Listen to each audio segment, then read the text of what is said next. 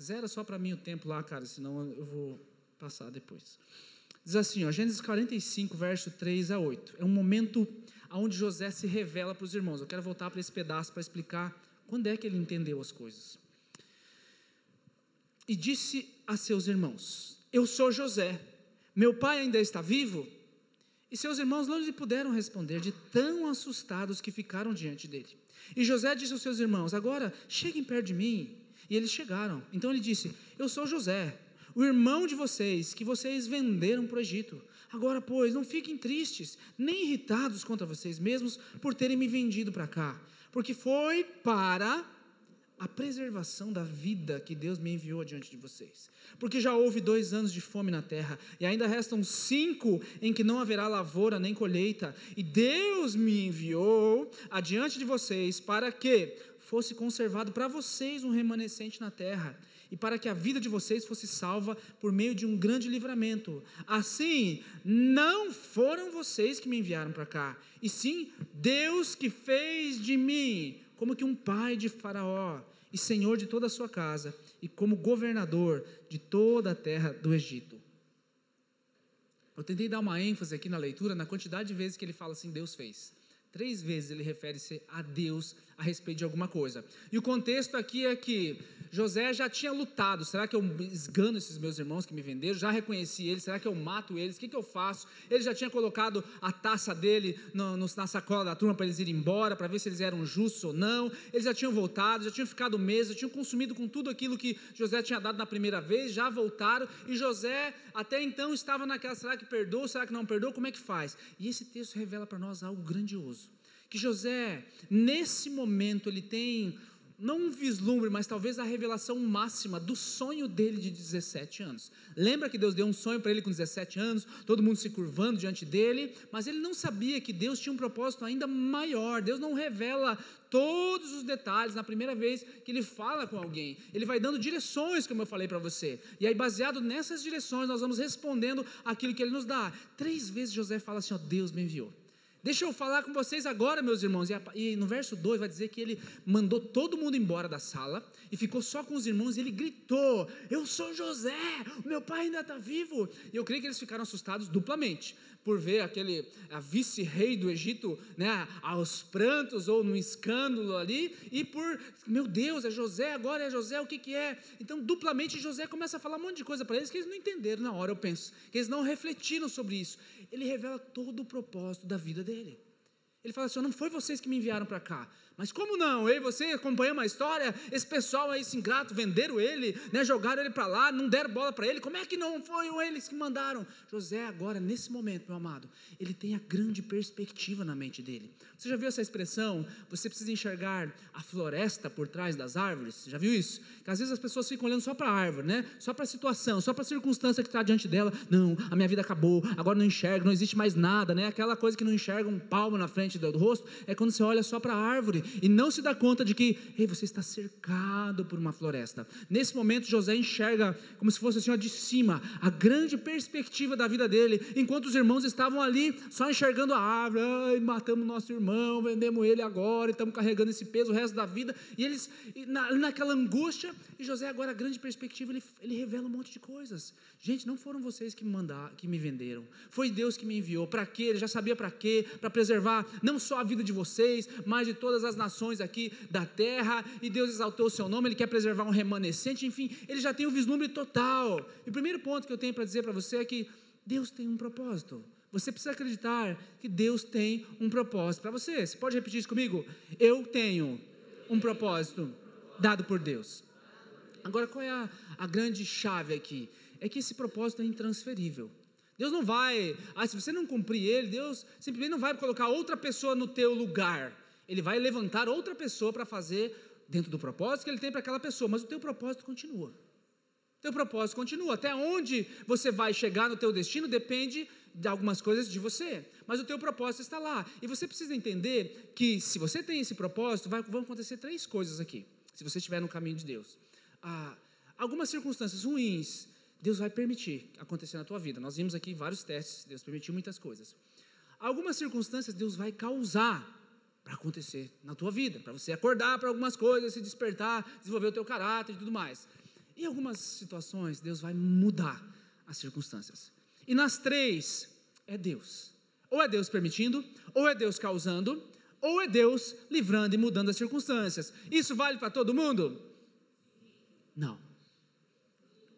Obrigado por compartilhar, querido, participar. Mas deixa eu ler Romanos 8, 28. Olha, sabemos que Deus age em todas as coisas para o bem de todo mundo, daqueles que me amam. E olha aqui o final. Daqueles que foram chamados de acordo com... Então essa história de que tudo coopera para o bem, tudo está cooperando para o bem, depende. Se você está amando ao Senhor, se você está no caminho do Senhor, fica tranquilo que ou Deus está permitindo, ou o próprio Deus está causando, ou em qualquer momento Ele vai ver, mudou a circunstância, está tudo certo. E aí você pega esse versículo, acorda de manhã, lê, põe no computador, põe em algum lugar, assim, sei que Deus age em todas as coisas, para o bem daqueles que amam. Então, se Deus está permitindo, vamos lá, amém, Deus vai dar força para a gente não nos dar tentação maior que a gente pode suportar, e junto com ela vem um livramento, e aí você vai para cima, Deus está causando isso aqui, pode ser, Senhor, me perdoa, estava caindo num precipício, não era para eu fazer isso, ou simplesmente Deus vem e muda. Agora, se eu não estou nos caminhos do Senhor, não vale para as pessoas de fora, não vale para quem não segue a Deus. Às vezes as pessoas estão colhendo aquilo que elas mesmas plantaram, elas estão trazendo consequências sobre si e clamando, às vezes ocupando a Deus. Ei, Deus não está nisso. Deus já colocou, olha, eu tenho um propósito para você, e meu propósito é segundo aquilo que o meu filho colocou para você, e ele fala assim, eu amo você a ponto de que eu te chamo de acordo com o meu propósito, e quando eu te chamo, tenha certeza que tudo daí, aí sim, uma tradução mais antiga, né, todas as coisas cooperam para o bem daqueles que amam a Deus. Aí você tem essa certeza, querido, você tem essa certeza? Amém ou não? Poxa, sabe, Deus te chamou, Deus tem um propósito para você. Então olha para as circunstâncias ao teu redor, e tem várias verdades dentro disso aqui. Olha Isaías 55, olha o que Deus diz. Sabemos que Deus, assim também ocorre com a palavra que sai da minha boca. Deus falando, ela não voltará para mim vazia, mas fará o que eu desejo e atingirá o propósito pela qual eu enviei. A palavra de Deus não volta vazia, e ela atinge o propósito pelo qual Ele enviou. Sabe o que isso significa? Que os teus erros não apagam o propósito de Deus sobre você. Talvez uma outra verdade que tem que te impactar é essa aqui, que quando Deus dá um propósito para você, os teus erros não apagam o propósito de Deus, mas os erros dos outros também não apagam o propósito de Deus para você. Do contrário, você creria que as pessoas são mais fortes ou mais poderosas do que Deus. Quando às vezes nós dizemos assim, poxa, esse chefe aqui que eu tive, essa pessoa acabou com a minha carreira, agora nunca mais vou ser próspero por causa dela. Deus tem um propósito para você? Se Deus tem um propósito para você, você acha que essa pessoa tem mais poder do que Deus para acabar? Ou no ministério, não, esse líder me podou a ponto de acabar com o meu ministério, esse pastor me podou a ponto de eu acabar com o meu ministério, agora Deus não me usa mais, porque, esse pastor é mais poderoso que Deus, esse líder é mais poderoso que Deus, ou qualquer outra pessoa que tenha te ferido ou te magoado, é mais poderoso do que Deus para acabar com o propósito de Deus sobre a tua vida? Sabe, se em algum momento da tua vida que você comprou essa mentira, não, para mim não dá, não, depois disso que eu fiz, agora não, agora Deus me abandonou, agora aquelas palavras que eu ouvi, uma vez alguém profetizou para mim, ou Deus falou comigo quando eu estava lendo a Bíblia, eu tinha certeza que Ele queria me usar, agora depois disso que eu fiz, não está apagado, não está apagado. Sabe, a Bíblia é recheada de lugares falando para você assim, enxerga, volta para o lugar de onde você caiu e recomeça ali.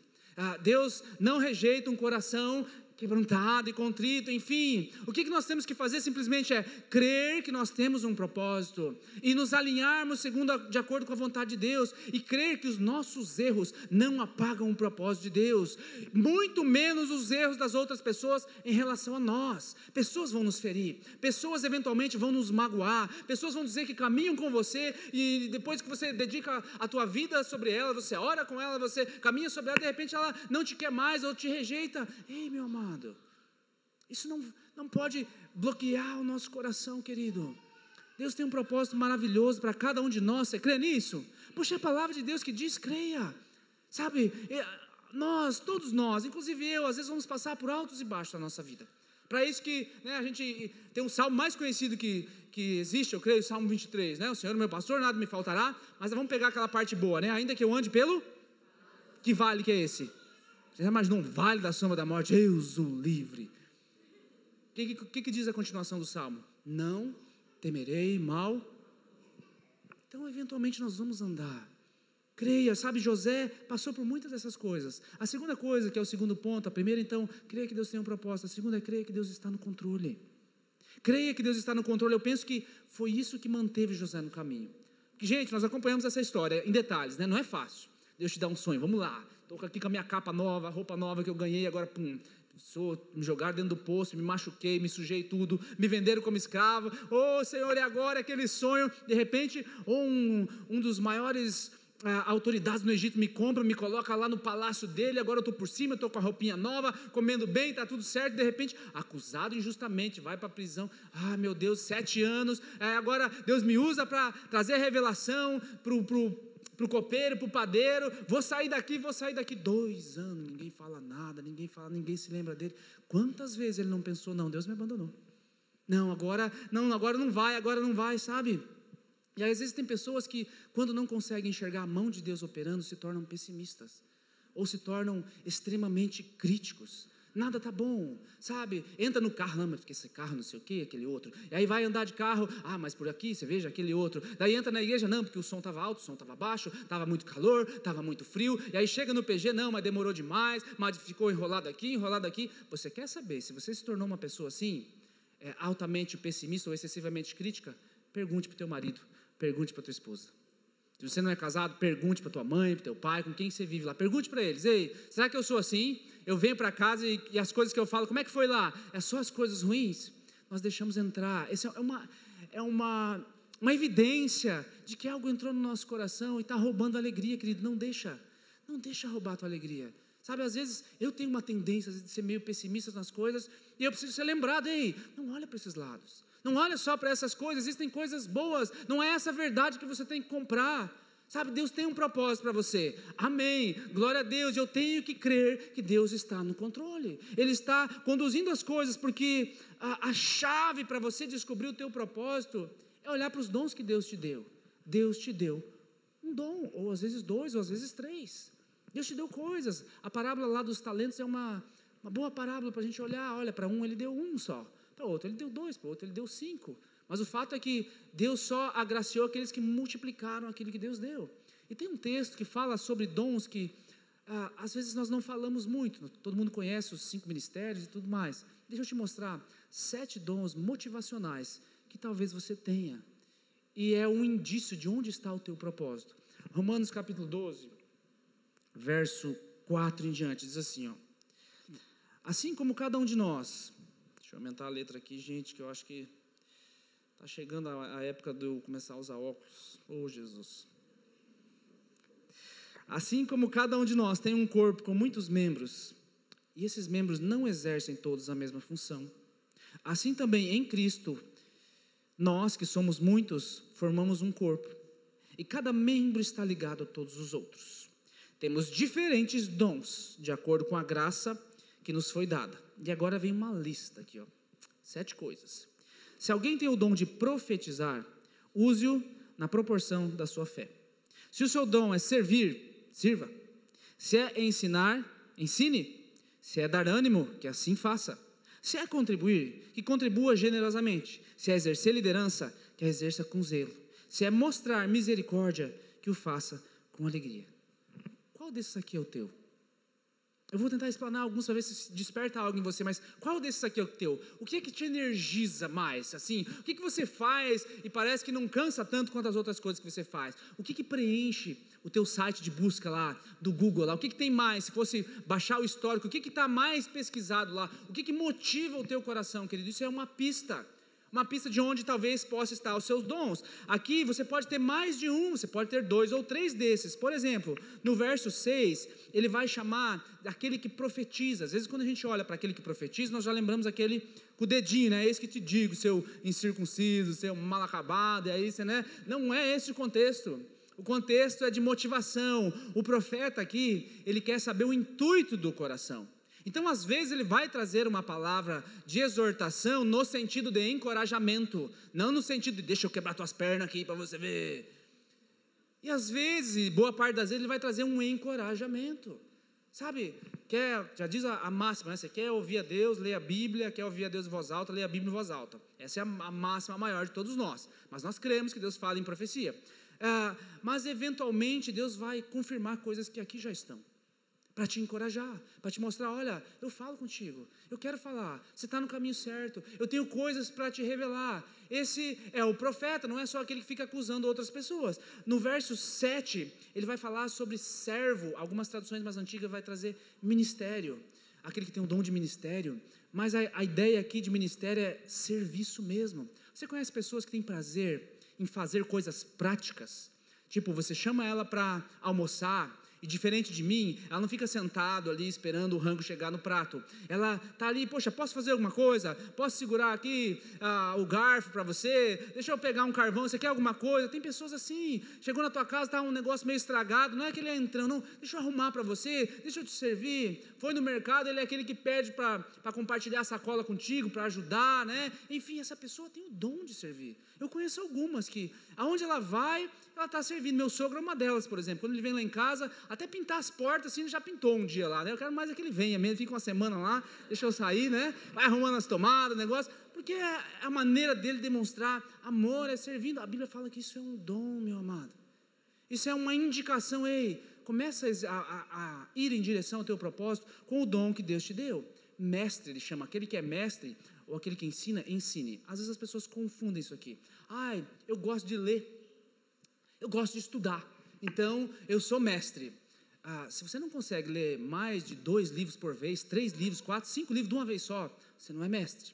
Tá? O mestre é aquele que, ele não tem um ritual para estudar, tipo assim, estou lendo um livro, agora me fiz um propósito, ler tantos livros esse ano, então agora é a hora da leitura. Bruno, vamos lá, me providencia uma poltrona, e aí agora eu vou ler, gente, peraí, traz a poltrona lá para mim, e aí, cadê o café, porque eu não posso dormir, né, vai me dar um sono, me dá um café, põe uma musiquinha aí para fazer um fundo legal, para eu ler, e agora eu vou ler. Querido, se você faz isso, faça, legal, segue firme, mas aí não é o teu dom de mestre. O mestre não tem um ritual, o mestre ele tem 5, 6 livros aqui, mais uns 4, 5 jogados por lá, e ele está passando assim, sobrou 15 minutos, deixa eu dar uma lida aqui, legal, interessante, deixa eu anotar um negócio aqui, daí ele sai, vai fazer outra coisa, de repente ele passou assim, estava vendo esse aqui, acho que não terminei, e aí ele lê, e ele faz uma conexão com aquele outro ali, e no fim das contas ele consegue juntar tudo isso para transferir, ele não guarda para si mesmo. Ele tem prazer em ensinar, não por ensinar, mas em buscar as minúcias das coisas para elucidar as pessoas. Isso é um dom também, não é qualquer um que consegue. O encorajador, esse aqui é aquele que, quando as coisas dão errado, é a primeira pessoa que você quer ligar, que você quer ouvir. Porque você sabe que ele vai te dizer palavras assim, não, irmão, vai dar certo. Fica tranquilo, está uma desgraça, mas não, vai melhorar. Não é possível que vá piorar. Olha, eu estou com você, não sei o que dizer, pois é, mas puxa vida. Não, mas olha, conta comigo. Você tem pessoas assim do teu lado? Oh, glória a Deus, é tão bom ter pessoas assim. É um dom. Isso é um dom. Se você ligar para mim, eu não sou uma dessas pessoas. Já vou procurar o quê? Uma solução. 5 coisas para você fazer que vai resolver a tua vida. Porque é o que está dentro de você. Agora, cada um de nós temos dons diferentes. Para quê? Vamos continuar a lista aqui. O doador, ele fala. Aquele que tem o dom de contribuir, que contribua generosamente. As pessoas confundem isso aqui. Eu tenho o dom de contribuir é porque eu oferto bastante. Não. A pessoa que tem o dom de contribuir, além de ela, evidentemente, gostar de ofertar as coisas para qualquer situação, ela é uma especialista em mobilizar outras pessoas, em levantar fundos e recursos em prol de uma causa, sabe? Geralmente os homens sempre tem que ter alguém, quando vão jogar futebol, tem que ter alguém responsável para organizar lá, não é, gente? Para juntar o dinheiro da turma, para poder pagar. Se o cara não tiver um dom, Carlos, você já passou por isso várias vezes, a gente se estressa, né? Porque daí tem uns que pagam, uns que não pagam, e vai aquilo, mas tem gente que tem dom. Quando acontece alguma necessidade, alguém passou necessidade, não necessariamente ele vai entrar com o seu recurso, mas ele é um especialista em mobilizar gente. Vamos fazer uma vaquinha na internet, vamos pegar isso aqui, vamos dividir tal coisa, e ele mobiliza e as coisas aparecem. A igreja precisa de pessoas assim? Você não gostaria de ter gente assim do teu lado? Poxa, deu uma zebra, deu alguma coisa, ele vai mobilizar pessoas se ele não tiver o recurso. Isso é um dom, querido. É um dom, nós precisamos dele. Os últimos 2, o administrador, esse sim, talvez eu confundido com o mestre, é esse aqui, é aquele que gosta das coisas minuciosamente organizadas, né? Que está lá, que ele chega na tua casa e ele vê que está um pouquinho fora, ele tira, ele coloca aqui no lugar, ele organiza os papéis, a mesa dele sempre está certinha, ele vai, ele quer que não esteja nenhum fio aparecendo, enfim, é um dom. A pessoa está lá para organizar realmente. Claro que você não pode ir para o extremo, né, de virar um perfeccionista chato, mas é um dom, precisamos de pessoas assim também. E o último deles é o de misericórdia. Dom de misericórdia, você já viu isso? É aquelas pessoas que têm uma facilidade muito grande em se colocar no lugar do outro. Essa pessoa também é uma das pessoas que você mais quer ter do teu lado, principalmente nos momentos difíceis. Geralmente elas partem para a intercessão, porque elas têm uma facilidade, interceder é se colocar no lugar de, né? Então, um indício que esse pode ser o teu dom ou o teu propósito, é isso arde no teu coração. Quando alguém te conta um negócio, você realmente se coloca no lugar da pessoa e já quer mandar uma mensagem, quer mandar um cartão, e-mail, ligar, sei lá o que você faz, mas você já quer, poxa, fulano, eu sei o que você está passando, e quando ela pode não fazer ideia, mas ela está sentindo ali naquela hora, poxa, olha aí, ó. Querido, tudo isso aqui, Paulo fala no prelúdio, que nós somos muitos, ele diz, e nós temos dons separados, mas todos esses dons são para um único propósito: pessoas.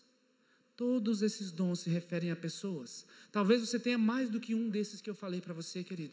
É um indício de que Deus te chama para agir naquela área. Você se coloca no lugar das pessoas. O pastor Robert, no livro, ele dá um exemplo bem bacana. Se você tem o livro, volta lá para esse capítulo, o último capítulo. Ele vai citar uma situação assim, ó, alguém na igreja passou por uma situação ou de enchente, alguma coisa como aconteceu aí essa semana.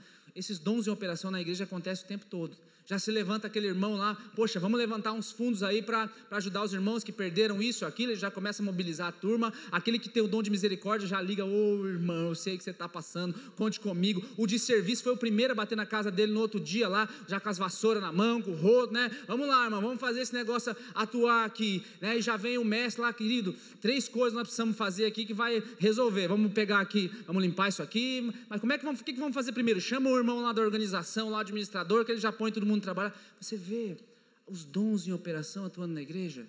A igreja é isso, que ele deu um hospital.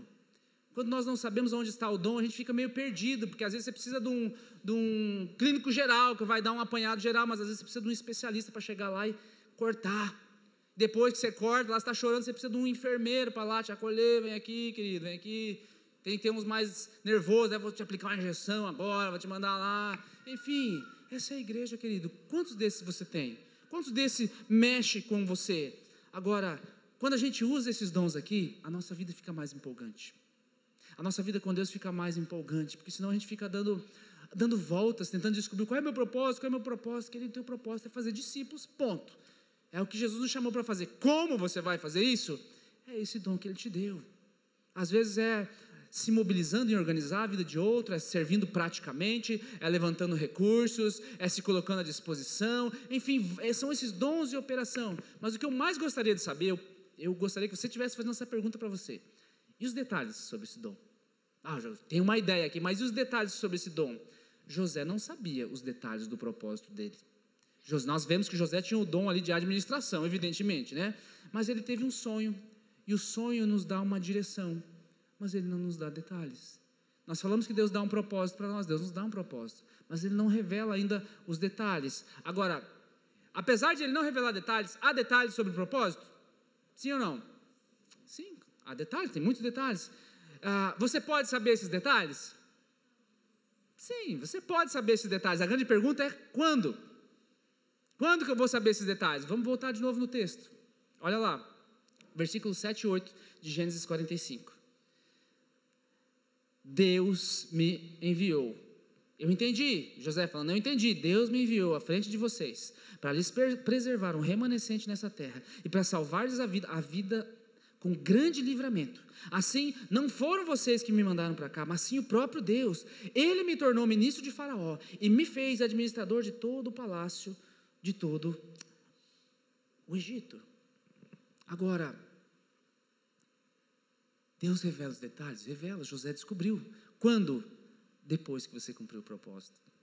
Agora você está pronto para ouvir. Depois que José entendeu, ele já está na posição, o sonho dele já se realizou, os irmãos já vieram, já se curvaram diante dele, ele está na posição, o caráter dele já está pronto.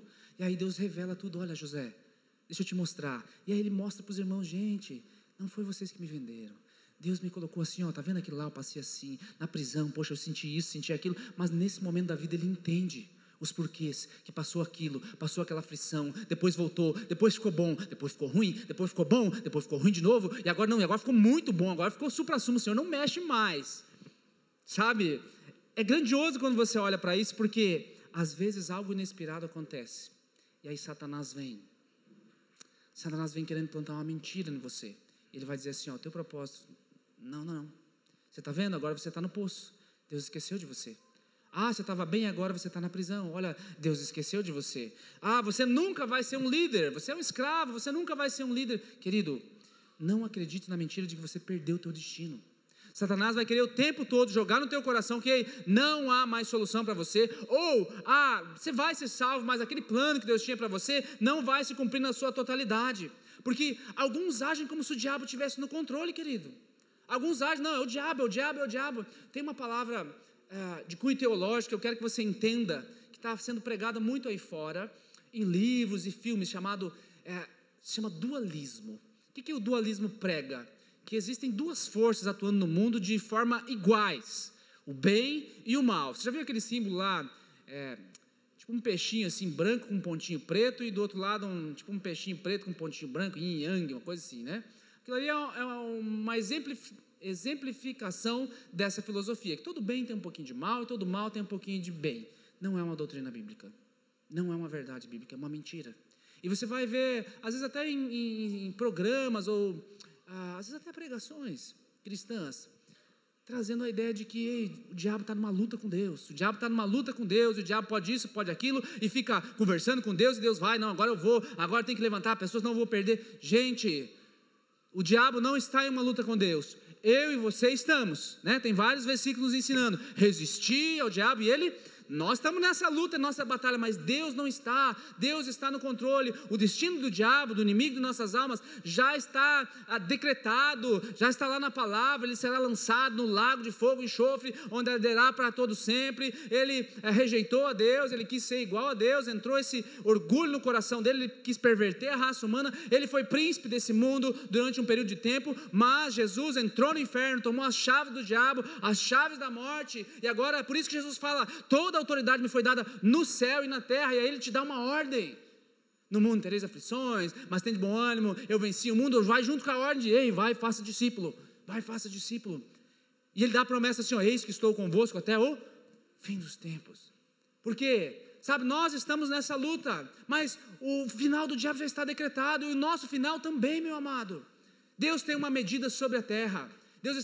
A terra está debaixo da permissão de Deus em muitas coisas. Quando essa medida se encher, o que acontece? Juízo final, é isso que chama, a maior justiça do mundo.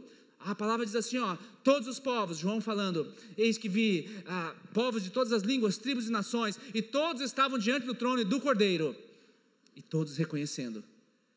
E aí Jesus usa uma parábola, dizendo assim, eu virei, eu separarei, deixa comigo, deixa que eu vou separar os bodes das ovelhas, o joio do trigo. Aqueles que foram separados para o Senhor, esses entrarão no reino do Filho do seu amor, onde não haverá mais choro, lágrima, dor, nem pranto, nada dessa terra entrará naquele lugar, porque tudo se fará novo, novo céu, nova terra, novo nome, novo corpo, é uma eternidade com o Pai. Mas aqueles que não foram encontrados no livro da vida, uma eternidade de sofrimento. Então, Deus está no controle. Quando a medida chegar, querido, deixa que Deus vai vir separar os bodes das ovelhas, o joio do trigo. Enquanto isso, o que eu e você fazemos? O último ponto. O que eu e você fazemos nesse meio tempo? Permaneça fiel na direção. Essa é a chave, querido. Ser fiel é a chave principal. Se José tivesse desistido lá no poço, e agora? Se José tivesse desistido quando ele foi acusado injustamente, se José estivesse lá na prisão assim, com esse pensamentinho aqui, tem que cuidar da minha vida agora, né? Não dá, eu já servi, as coisas não estão dando certo, pelo menos agora está melhor, me colocar de administrador da prisão aqui, posso selecionar a comida que eu quero comer, está tranquilo. E ele passou um dia pela cela do copeiro e do padeiro de Faraó, que estava na prisão. Eles estavam com o semblante triste, nós já lemos isso na série. E ele tivesse pensado assim, não, vou cuidar da minha própria vida, deixa esse povo aí, tenho mais o que fazer. Já está ruim o negócio, por que eu vou ficar dando moral, tempo para os outros? Aquele gesto de José mudou a vida dele. Tem um provérbio que diz assim, um presente que se dá abre portas, e leva alguém à presença dos grandes. O que José fez naquele dia, em prestar atenção da aflição do copeiro e do padeiro, abriu as portas para ele. Abriu as portas do destino dele. O que ele estava fazendo naquele momento? Sendo fiel. Ele estava reclamando, talvez um dia que outro poderia estar, mas ele estava sendo fiel. Um dos nossos maiores problemas, querido, é tentar dizer a Deus qual é o nosso propósito. Um dos nossos maiores problemas é tentar dizer a Deus quando que o nosso propósito tem que se cumprir. Não é? Senhor, eu quero que meu propósito seja esse. Pai, não, tem que ser, eu gostei daquele lá que está acontecendo com ele, eu quero para mim também, eu determino, eu faço um monte de coisa, eu quero. Ou às vezes Deus te revela, te dá sonhos, direções.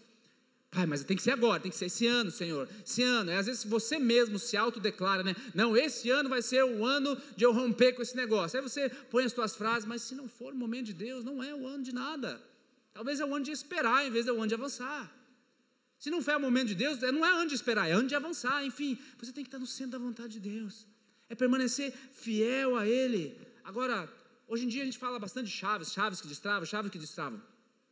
Qual era a chave que destravou a vida de José? Parou para pensar? Qual era a chave que destravou a vida de José? Todos os testes. Não teve a chave da mordomia. Não, agora a chave da fidelidade. Não, agora a chave da pureza, ele se manteve puro. Não, agora a chave da revelação, da obediência. Todos. Deus vai usar as coisas que estão ao teu redor, querido, não para destravar partes da tua vida, mas tudo está te levando ao destino dele. Então creia que o que você precisa fazer nesse meio tempo, se você não sabe para onde vai, permaneça fiel. Estava claro, eu estava andando, estava bem esse ano, mas agora, esse ano que já chegou, aconteceram muitas coisas ruins. Amado, você não sabe, não está enxergando os detalhes? Permaneça fiel. Todos os testes forjaram o caráter de José. Deus determina a direção, nós determinamos até onde nós vamos. Deus determina a direção e a tua fidelidade determina até onde você vai dentro dessa direção. Porque você pode ficar no meio do caminho. Você pode não concretizar as coisas que estão diante de você por talvez ter desistido no meio do caminho. E não é isso que Deus quer para você. É necessário esforço, claro. É necessário perseverança, claro. José se esforçou, José fez tudo isso, trabalhou duro. Agora, vamos deixar Deus determinar os detalhes da nossa vida? Vamos deixar Deus determinar o quando Ele vai fazer isso? Deixa eu concluir essa palavra com um trecho do diário de John Wesley, lá no livro. O pastor Roberts também conta isso. John Wesley foi um dos pós-reformadores, fundador da igreja metodista. E olha o que diz no diário dele lá. Um homem que definiu a sua rota e foi fiel. Presta atenção nisso aqui. Domingo de manhã, 5 de maio, eu preguei em Santa Ana. Pediram-me para não voltar mais. Domingo à noite, 5 de maio, eu preguei em São João. Os diáconos disseram, sai daqui, nunca mais volte. Domingo de manhã, 12 de maio, na outra semana, preguei em São Judas. Também não posso voltar mais lá. Domingo de manhã, 19 de maio, preguei em Santo alguma coisa. Convocaram uma reunião especial e disseram que eu não podia nunca mais voltar lá. Domingo à noite, 19 de maio, eu preguei na rua. Fui expulso da rua. Domingo de manhã, 26 de maio, eu preguei num campo aberto. Fui expulso do campo porque soltaram um touro e mandou todo mundo embora. Domingo de manhã, 2 de junho, preguei lá nos limites da cidade. Fui expulso da rodovia. Domingo à noite, 2 de junho, preguei em um pasto, em um campo aberto. 10.000 pessoas vieram me ouvir. Aonde Deus estava? Em todos os lugares. Em todos os lugares. Nós não sabemos. Sabe, se talvez essas 10.000 pessoas que foram comparecer, você já ouviu o que aconteceu, esse cara já foi expulso daqui, daquele outro, vamos lá ver, nós não sabemos, mas você imagina se eu e você fôssemos John Wesley nesse momento, poxa, Deus me levantou, Deus falou que eu tenho que pregar, Deus falou que Ele quer me usar, eu vou lá, eu sou escorraçado, eu falo de Deus, a pessoa não quer ouvir, eu quero passar os primeiros passos, ela não me deixa, ou passo, mas ninguém se converte, eu ando, querido, você não sabe. O que eu quero te dizer nessa noite, no final dessa palavra aí, persevere, permaneça fiel. O propósito que Deus tem para você não sumiu. Ele está no controle da tua vida. Sabe, permaneça fiel, que Ele tem algo precioso para você. Se coloque de pé, por favor. Quero encerrar com esse salmo. Salmo 119. Não vou ler o Salmo 119, é o maior da Bíblia, né? Salmo 119, versículo 105. Você sabe. Eu vou começar a ver se você termina. Lâmpada para os meus pés é a tua palavra e luz para o meu caminho. Lâmpada para os meus pés é a tua palavra e luz para o meu caminho.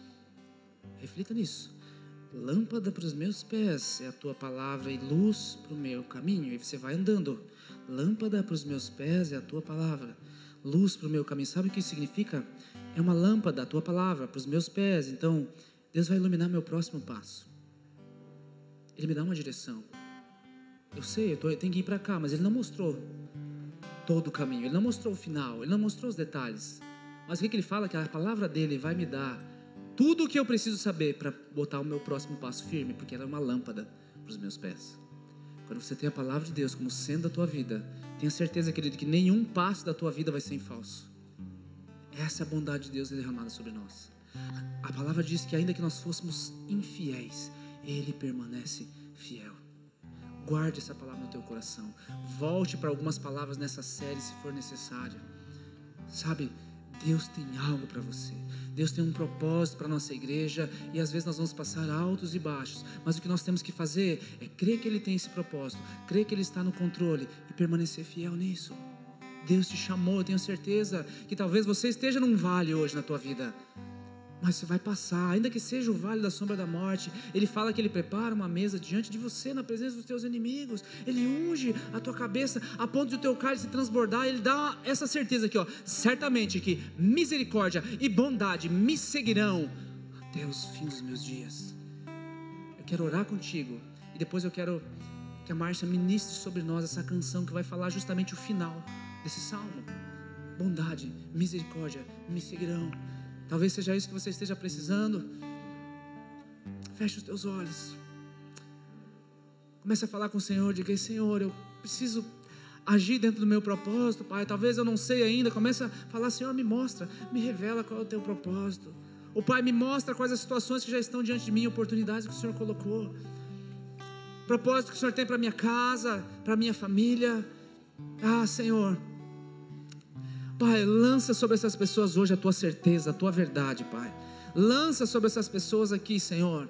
Deus, que haja vida, Senhor. Pai, que haja uma restauração àqueles que estavam com a chama apagada, Senhor, que eles sejam renovados, Pai. Que haja, Senhor, um renovo do teu Espírito derramado sobre cada pessoa hoje aqui, Senhor. Pai, confirma no coração dela que o teu propósito para ela, Senhor, não se extinguiu, Senhor. Existe algo plantado por Ti que não foi lançado no mar do esquecimento, Senhor. A Tua palavra não volta vazia. Aquilo que foi lançado sobre eles, Senhor, aquilo que foi lançado sobre eles ainda vale, Pai. Por isso restaura o sonho, restaura, Senhor Jesus, a identidade desse meu irmão, dessa minha irmã, Senhor. Eles foram chamados com um propósito, Pai. Eles foram trazidos a este lugar nessas 10 semanas, ó Pai, com um propósito pleno, exclusivo diante da Tua presença, Senhor.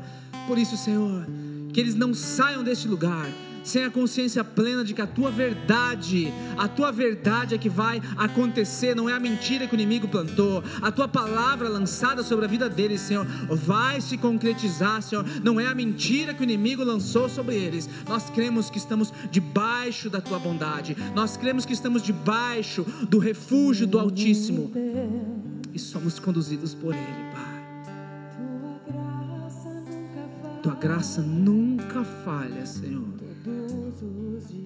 Todos os dias eu estou em Tuas mãos, desde quando me levanto até o meu deitar,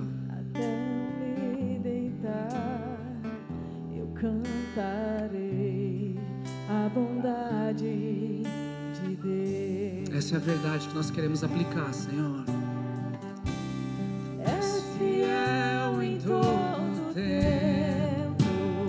Em todo tempo Deus é bom. Em todo tempo Deus é tão bom. E com toda a força, Com todo o fôlego que tem, eu vou cantar, Senhor. Eu vou perseverar. cantarei a bondade de Deus. Oh, Senhor, és fiel. todo tempo. por toda a minha vida, Pai. Em todo tempo tu és tão bom.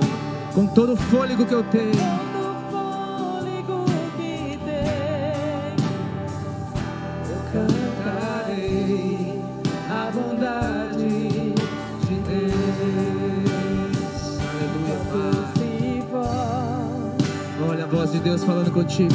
que me guia em meio ao fogo, Ele fala conosco, Senhor. na escuridão, tua presença me conforta.